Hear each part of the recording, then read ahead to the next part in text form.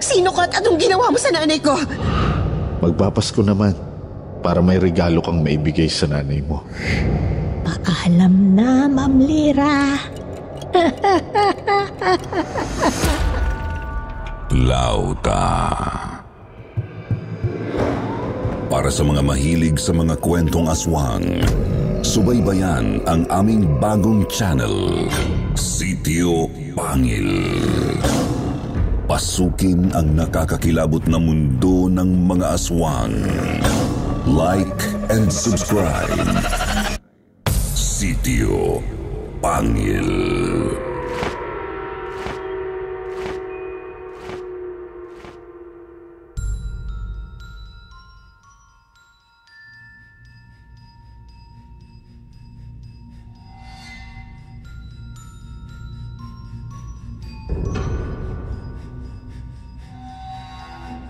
Ang Kapaskuhan, ang panahon ng pagmamahalan at pagkakaisa, lalo na para sa ating mga tahanan.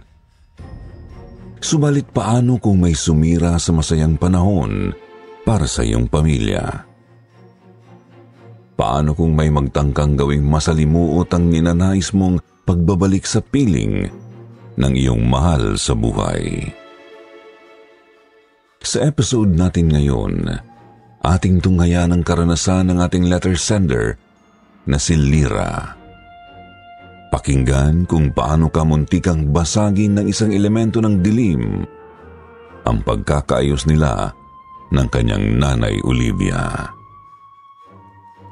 Yan ang ating aalamin dito lamang sa Kwentong Takip Silim.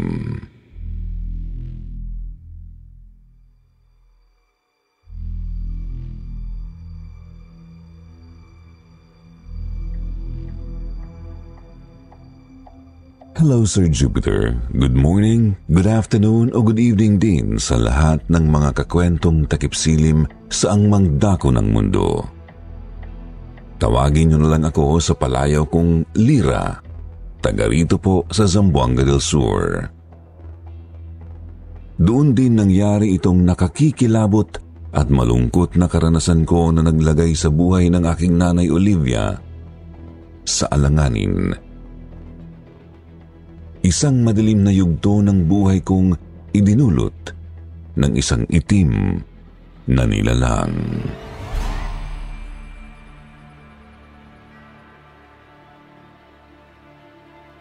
December 1996.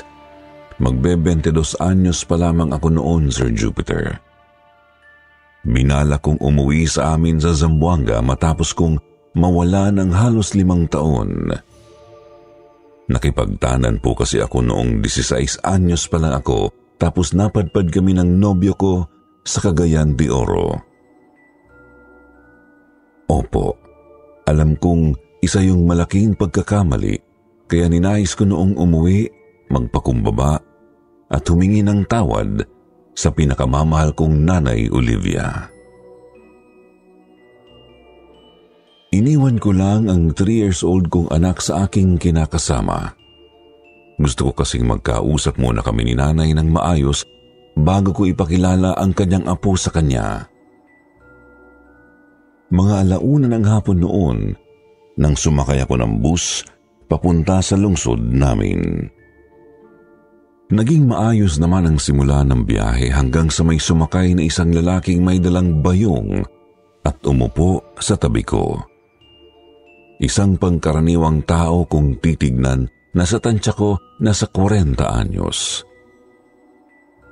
Napasulyap din ako sa loob ng dala niyang bayong at napansing may laman yung iilang mga plauta.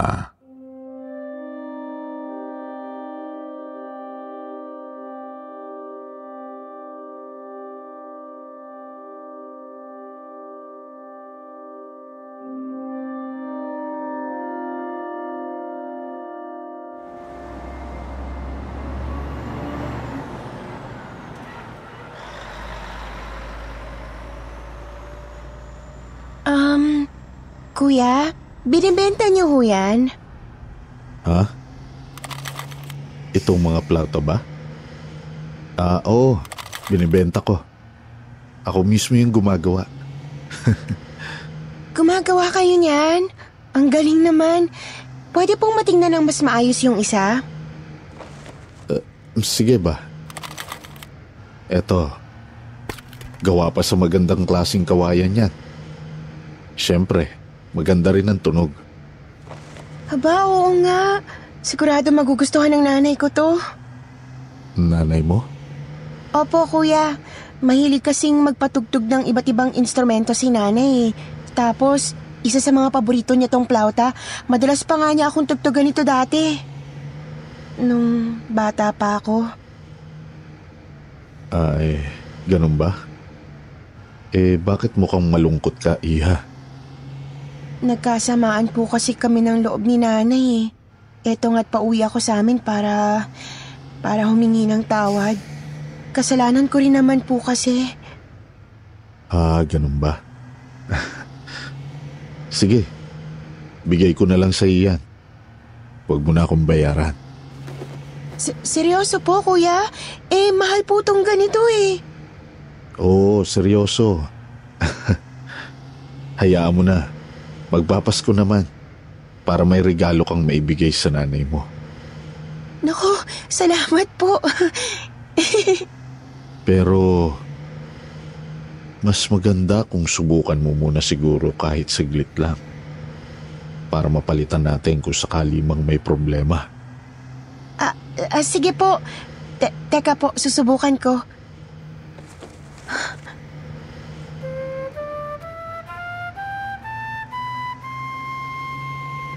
Yun, tunog maayos naman pala.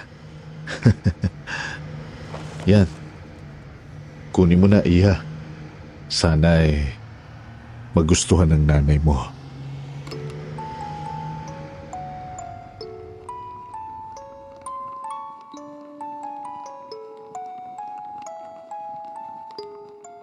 Sir Jupiter, sa di ko malamang dahilan, ay biglang kumabog ang dibdib ko nang saglit kong pinatunog ang plauta. Nanlamig ako at bahagya ring nahilo, tapos sumagi rin bigla sa isip ko si Nanay Olivia. Namalayan ko na lang na naglalakad na para bumaba ang pasaherong kausap ko at hawak ko pa rin ang bigay niyang plauta. Nagtaka ako kasi kasasakay pa lang naman nung lalaki. Tapos bumaba agad. Napatingin din ako sa bintana at lalong nagtaka nang makitang palubog na pala ang araw. Ilang oras pala akong nakatulala lang habang nakaupo at hawak ang plauta. Binaling ko ang titig sa hawak ko. Napansing dark brown pala ang kulay nito, ngunit walang kadise-disenyo. Halata nga lang na maganda at matibay talaga ang pagkakagawa nito mula sa kawayan. Mag-aalas 8 na nang makarating ako sa baryo namin. Mabuti na rin para iwas sa mga osiserong pwedeng sumalubong sa akin sa daan. Dumiretso ako sa kinatatayuan ng bahay namin. Opo, liblib ang baryo, pero may kalakihan ang mismong bakuran at bahay namin. Naipagawa kasi yun ng tatay kong dating sundalo bago siya magretiro at pumanaw.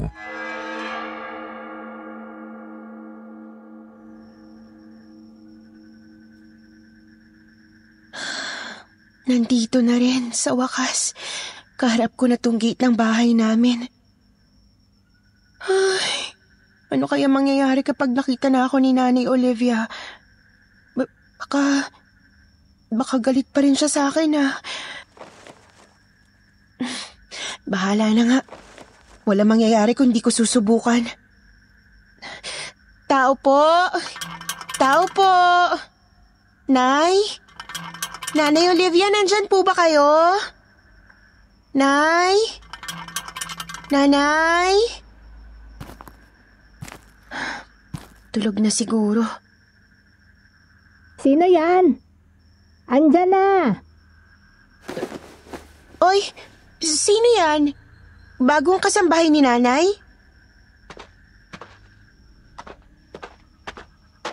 Magandang gabi po. Sino po sila? Magandang gabi rin. Ako si Lyra, yung Ay oo, namumukhaan kita. Ikaw yung mga nasa picture ni Madam. Ikaw yung unika iha ni Madam Olivia. Tama ba? Oo. Ako nga. Bakit di naman po kayo nagpasabing uuwi pala kayo, ma'am? Teka, bubuksan ko po ang gate. Biglaan lang kasi. Tsaka yun, nagdadalawang isip pa rin po kasi ako. Naku, bakit naman, ma'am? Matagal na kayong hinihintay ni Madam eh. Ay, oo nga po pala. Ako nga pala si Bebeng, bagong kasambahay ni Madam Olivia. Talaga? Matagal na akong hinihintay ni Nanay? Opo. Ang kaso... Ang kaso, ano ho? May sakit si Madam ngayon. Pasok na lang po kayo at doon ko na ikikwento.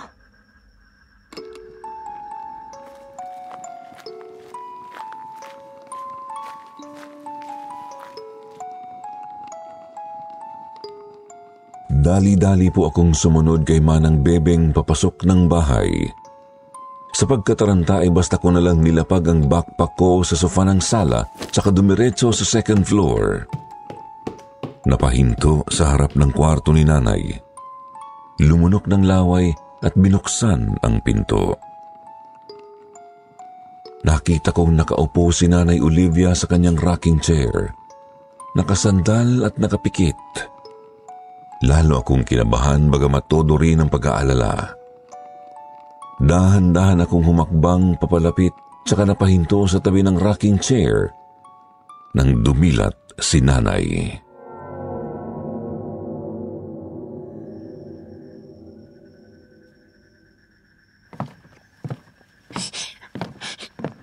Nay, kumusta po? Ako po to, Nay.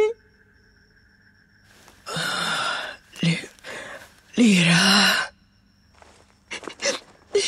Opo, Nanay. Ako po to, si Lyra. Sino ka? Po? Nanay naman eh. Kakasabi niyo lang ng pangalan ko. Ako to. Si Lyra. Lyra?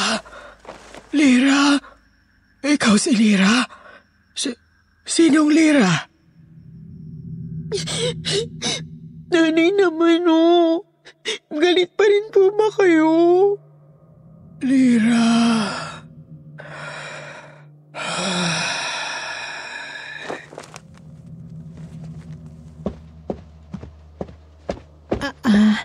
Ma'am Lyra, pasensya na po. Pero kailangan na kasing magpahinga ni Madam.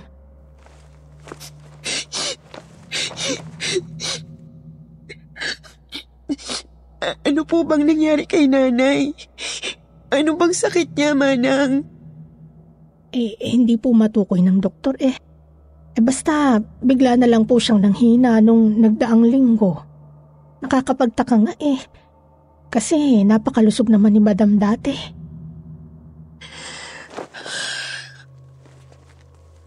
Dito na lang muna siguro ako matutulog sa tabi ni Nanay. Ayoko siyang iwan ulit. Kayo pong bahala, ma'am. Baka rin makabuti sa kanya ang presensya ninyo. Pero ilipat muna natin siya ng kama para makahiga siya ng maayos. Sige.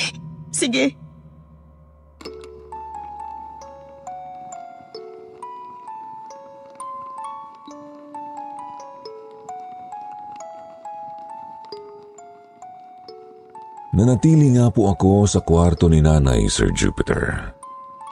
Lumabas lang ako saglit para magpalit ng damit at kunin na rin ang plauta. Si Manang Bebeng naman ay nagpaalam na matutulog na sa kanyang kwarto. Doon siya sa silid ng second floor na dati ay bodega namin. Katabi lang yon ng master's bedroom na siyang kwarto ni Nanay Olivia. Nang makalabas na si Manang Bebeng, umupo ako sa gilid ng kama tsaka sinusubukang kausapin ang tulog kong nanay.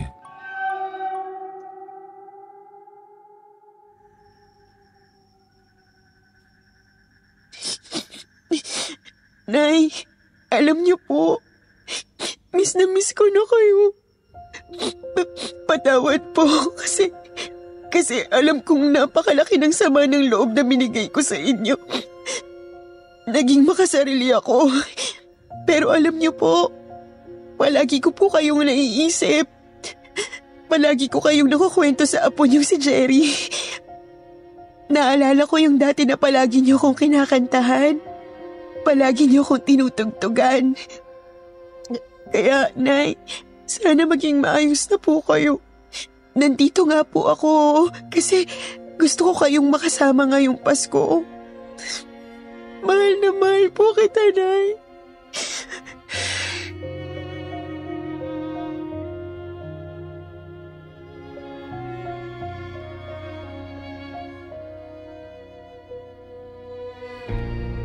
Tinugtugan ko nga po si nanay gamit ang plauta, Sir Jupiter.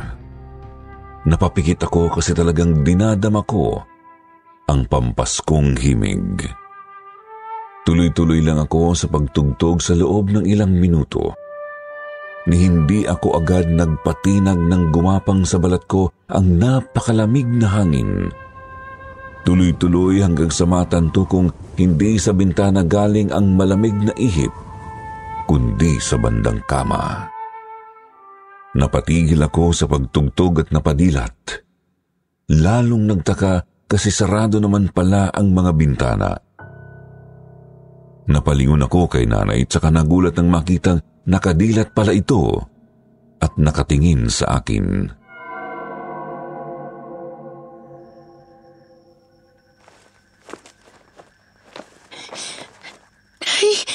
Nay, gising na po pala kayo. Nay, kumusta pong pakiramdam niyo? May kailangan po ba kayo? Gusto niyo ho ba ng tubig? Ikukuha ko kayo. Lira, anak ko. Opo, Nay. Ako ho to si Lira. Nandito na po ako. Nandito na. Nasaan ang anak ko? Ibigay niyo sa akin si Lira. Dalhin niyo sa akin ang munti kong si Lira. Pero, Nay, ako ho si Lira. Hindi ikaw si Lira. Paano ka magiging si Lira? Malaki ka na. Si Lira ko 7 taong gulang pa lang. Maganda si Lira. Maganda at masayahin na bata si Lira. Mahaba ang buhok niya na palaging may palali. Nakita mo ba si Lira ko, ha? Nakita mo ba? Nay.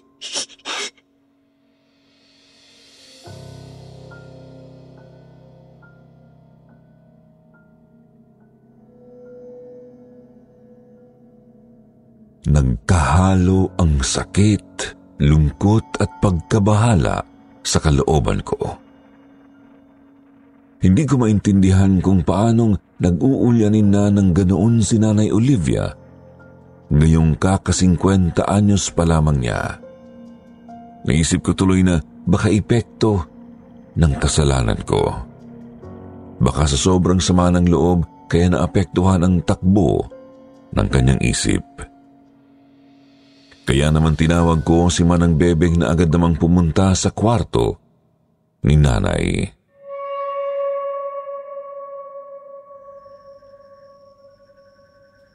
Ma'am, may problema po ba? Manang, bakit ganon? Bakit parang hindi ako naaalala ni Nanay? Hinahanap niya si Lira. Ibig ko sabihin, yung batang ako. Ay, isa talaga yan sa napapansin ko kay Madam Olivia, ma'am. Nagiging makakalimutin. Tsaka, pasensya na po sa salita pero nag-uulyanin. Daling kaya natin siya sa ibang espesyalista. Pwede naman po, ma'am. Ang kaso lang, baka makasama po sa kanya ang bumiyahe ng malayo eh. Ganito na lang. Bukas, tatawagan ko yung kinakasama ko. Magtatanong ako kung anong pwede nating gawin. Pupunta pa po kayong bayan yan, ma'am. Wala pong telepono rito sa baryo eh. Baka po makita kayo ng mga kapitbahay. Pero sa ngayon, magpahinga po muna kayo. Nalinis ko na ng konti ang kwarto ninyo. Pwede na po kayo ron. Ako na muna ang bahala kay madam. Pero mas gusto ko kasing... Sige na po, ma'am. Kailangan niyo pong magpahinga para may lakas kayo na asikasuhin ang nanay ninyo.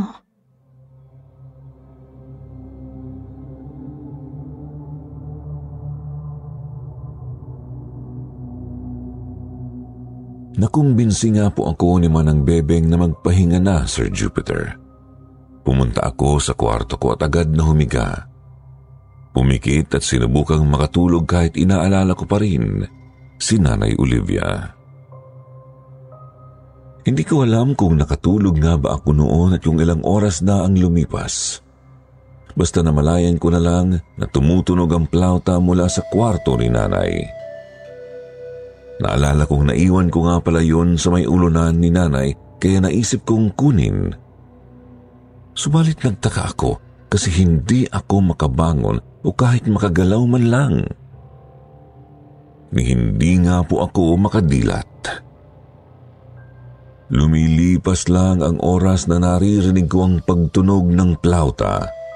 Ramdam kong kumakabog na rin ang dibdib ko at nanlalamig ang kalamnan. Tinatanong sa sarili kung si Manang Bebeng ba ang nagpapatugtog kasi hindi naman makagalaw ng maayos si Nanay. Hanggang sa napabalikwas na lang ako ng umaga na.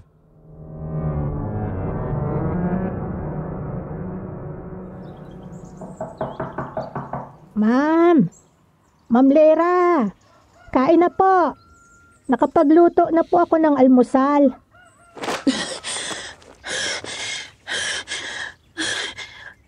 Ano yun? Bangungot ba yun? Pero Joseph...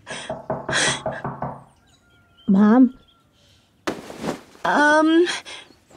Manang Bebeng?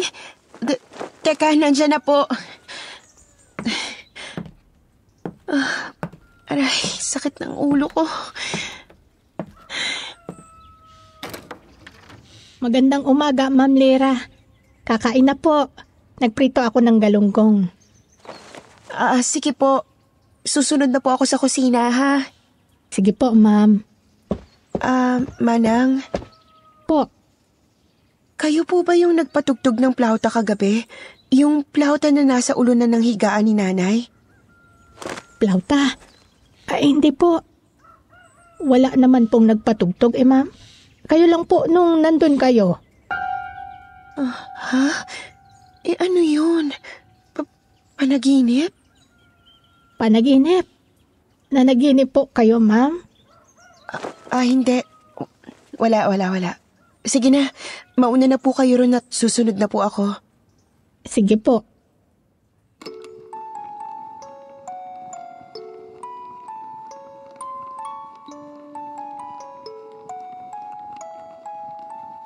Inisip ko na nga lang na baka panaginip lang ang narinig ko.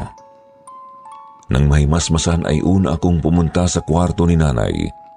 Natutulog siya noon kaya hinalikan ko na lang siya sa noo tapos bumaba na rin para kumain. Pagkatapos nagpaalam na ako kay Manang para pumunta ng bayan at maghanap ng telepono. Hindi ko alam, Sir Jupiter, pero kita ko ang sandaling pagkainis sa mukha ni Manang Bebeng. Inis na para bang ayaw niya akong lumabas. Ngumiti rin naman ito ulit at inalok na rin akong sasamahan sa may gate. Ilang minuto pa lang akong naglalakad ay nakasalubong ko si Mang Baldo, isang tindero ng tuba na kaibigan ng tatay ko.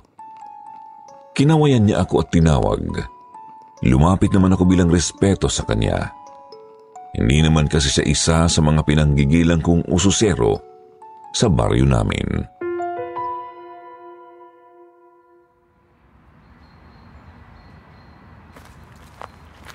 Oy, Lira, kumusta? Kailan ka pa dumating? Ang tagal mong nawala. Oo nga po, Manong. Kagabi lang po ako dumating. Sinadya ko hong magpagabi para hindi ko abalahin yung mga usisero dito sa atin. Nagkausap na ba kayo ng maayos ng nanay mo? Nako, ang tagal ka nang hinihintay noon. Hindi pa nga po Hindi pa rin kasi siya nakakakilos at nakakapagsalita ng maayos. Hindi nga po ako nakikilala. Ano ka mo? May sakit si Olivia? Ay, opo. Teka, hindi niyo po alam? Hindi. Kahapon lang malusog naman yun.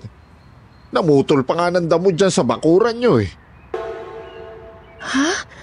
Bakit naman siya ang gagawa may kasambahay naman po siya. Teka, Ining ha? Malabo yata yung sinasabi mo. Mula nang umalis ka, mag-isa lang ang nanay mo dyan sa bahay nyo. Maya't maya nga dinadalaw ng mga kumari niya para naman daw hindi ganong malungkot. Tapos... Si nanay! Nasa panganib si nanay! Hoy, Lira! Saan ka pupunta? Lira!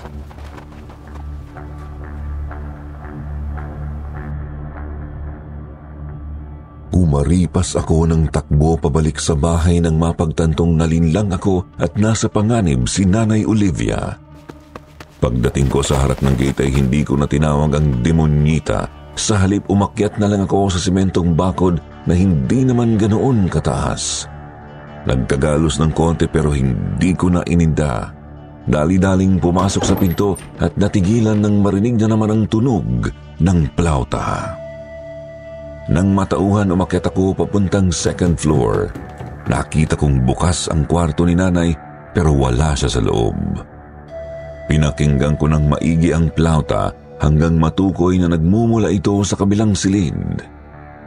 Pumunta ako roon at agad binuksan ang pinto.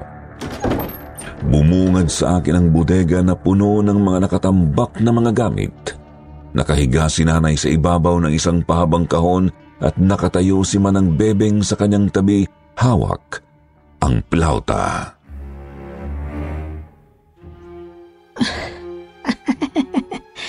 Ang bilis niyo namang nakabalik, Ma'am Lira. Hayop ka! Sino ka at anong ginawa mo sa nanay ko? Wala naman po, ma'am. Pinagpapahinga ko lang si Madam. Pagod na kasi siya sa 2 taon na paghihintay sa'yo habang nagtitiis sa matinding sama ng loob. Tumigil ka! Lumayas ka na't iwan mo na kami! Pasensya na, pero hindi pwede. Akin na ang nanay mo. Akin na si Olivia. Nay! Nay! Nanay!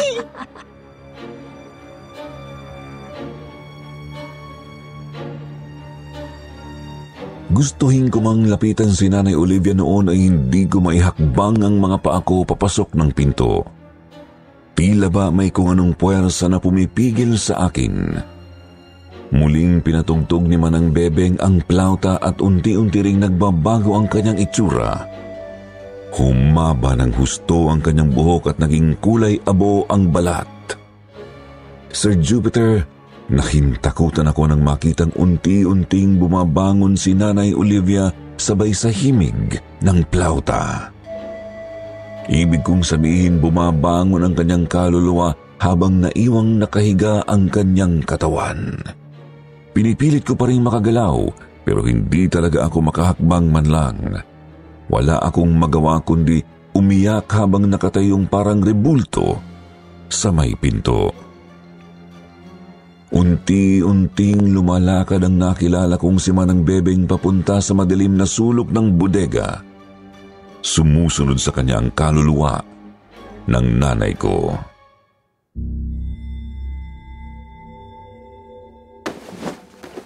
Nay! Nay! Nay, huwag kayong sumama sa kanya! Nay! Paano?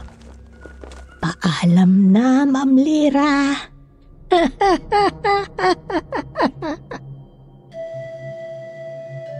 Nay! Lira? Lira, nasaan ka? Anong nangyayari dyan? Mang Baldo! Mang Baldo! Sakla na! Dito sa taas! Bilisan niyo! Si Nanay! Si Nanay! Lira, anong nangyayari dyan? Andiyan na kami! Lintik! Mga disturbo!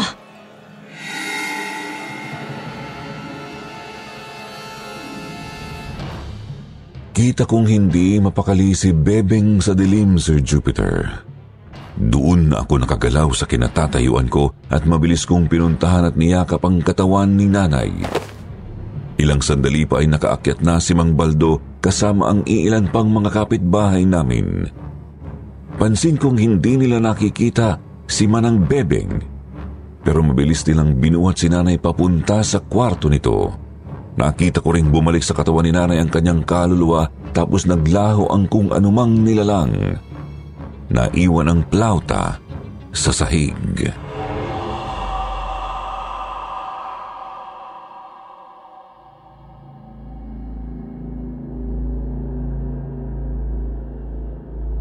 Kinuwento ko kina Mang Baldo ang lahat ng mga nangyari. Agad naman silang tumawag ng manggagamot na siyang nagpasunog sa plautang bigay sa akin ng pasahero sa bus.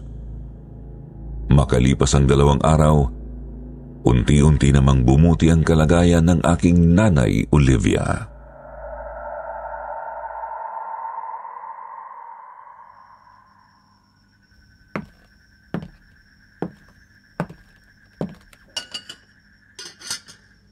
Nay, heto na pong hapunan niyo. Pinagluto ko po kayo ng nilagang manok. Lira, 4 na araw na lang Pasko na.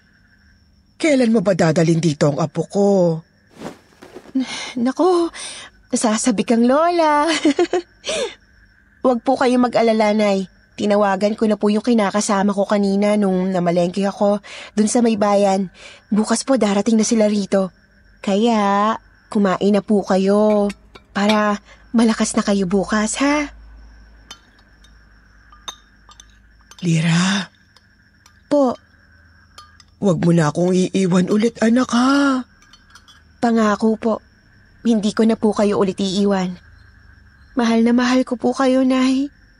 Merry Christmas po.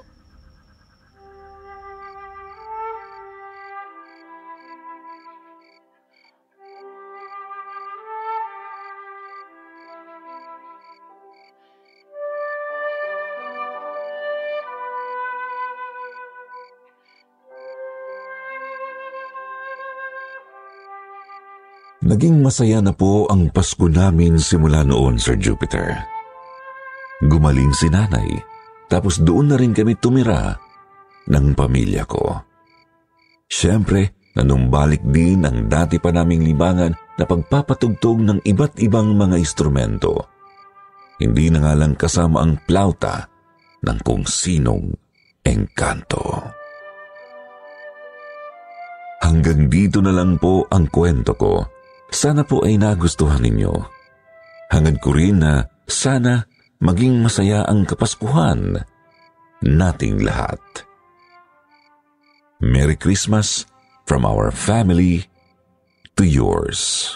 Come, all ye faithful, joyful and triumphant.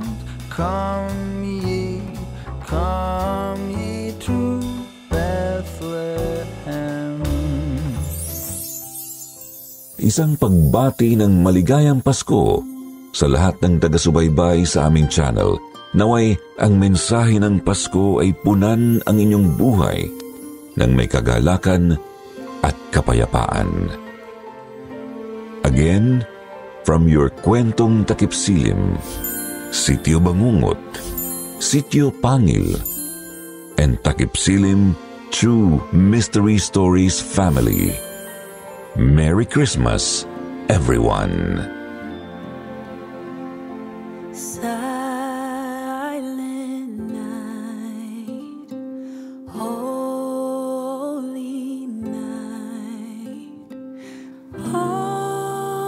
At hindi pa rin mawawala ang paborito niyong shoutout portion.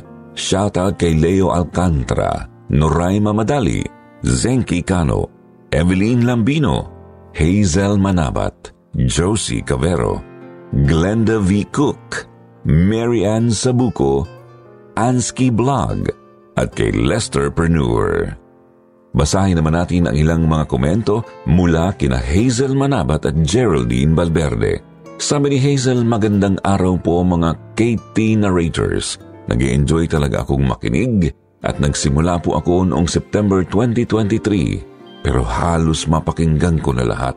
Pati ang kasambahay kong si Ate Zen na adik na rin sa pakikinig sa inyo.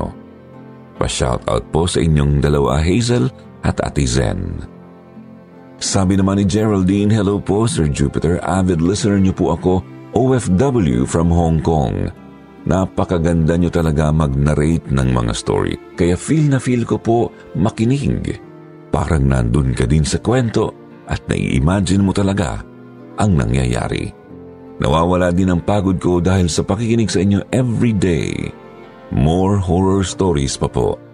And God bless. Sa mga hindi po nabanggit, sa susunod na lang po ulit.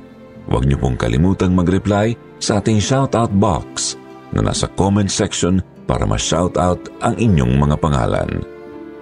Muli po mula sa bumubuo ng Kwentong Takip Silim.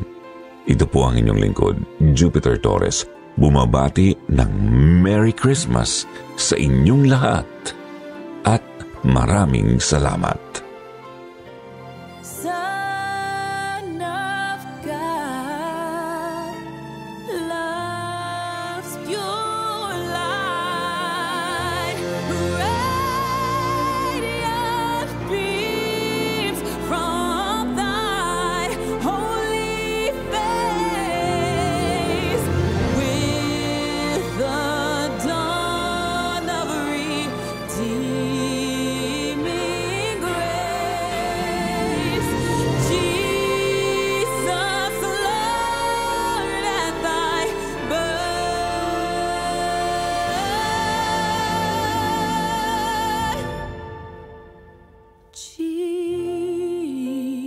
Jesus, Lord, at thy birth.